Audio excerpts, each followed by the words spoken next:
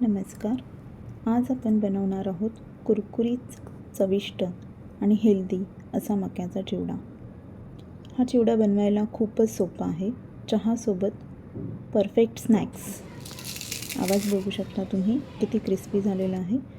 हा चिवडा जितका सोपा बनवायला आहे तेवढाच कमी खर्चिकसुद्धा आहे. यासाठी मक्याचे पोहे आणलेले आहेत विकत. इथे धने, जिरे आणि बडीशोप मी बारीक करून घेतलेली आहे.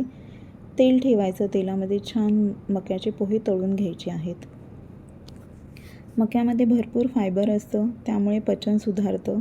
हे हलकं आणि लो कॅलरी स्नॅक्स आहे, ज्यामुळे वजन नियंत्रणासाठीही उपयोगी होतं. मक्यामध्ये विटॅमिन बी आणि अँटीऑक्सिडंट असतात, जे शरीराला एनर्जी देतात. हृदयासाठीही मक्याचे पदार्थ फायदेशीर मानले जातात. या ठिकाणी आपले मक्याचे पोहे तळून झालेले आहेत. तळल्यानंतर ते मी एका परातीमध्ये काढून घेतलेले आहेत. त्याच तेलामध्ये 1 वाटी शेंगदाणे इथे तळून घ्यायचे. शेंगदाणे छान क्रिस्पी तळून घ्यायचे आहेत. तुम्हाला आवडत असेल तर तुम्ही याच्यामध्ये काजूसुद्धा ॲड करू शकता. काजू तळून मक्याच्या चिवड्यामध्ये टाकू शकता. या ठिकाणी मी इथे भाजलेली डाळ घेतलेली आहे. ती डाळसुद्धा आपल्याला छान तळून घ्यायची आहे. जास्त वेळ नाही लागत तिला. 30 ते 40 सेकंद पुरेशी होतात डाळ तळण्यासाठी. डाळ तळून झाल्यानंतर तीसुद्धा परातीमध्ये काढून घेतलेली आहे.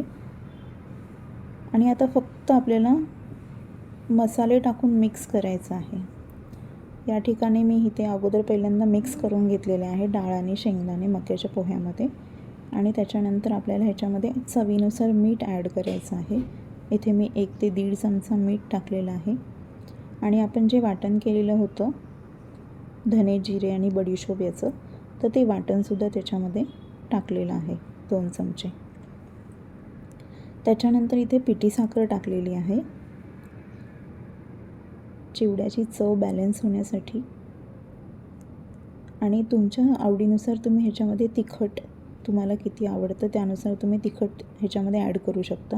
मी फक्त काश्मीरी लाल मिर्च पावडर ह्याच्यामध्ये टाकलेली आहे, छान कलर येण्यासाठी. झटपट अशी ही रेसिपी आहे. आवाज बघू शकता तुम्ही, एकदम क्रिस्पी झालेला आहे चिवडा. लहानांपासून मोठ्यांपर्यंत सगळ्यांनाच आवडतो. सगळेजण आवडीने खातात. तुम्हीही करून बघा.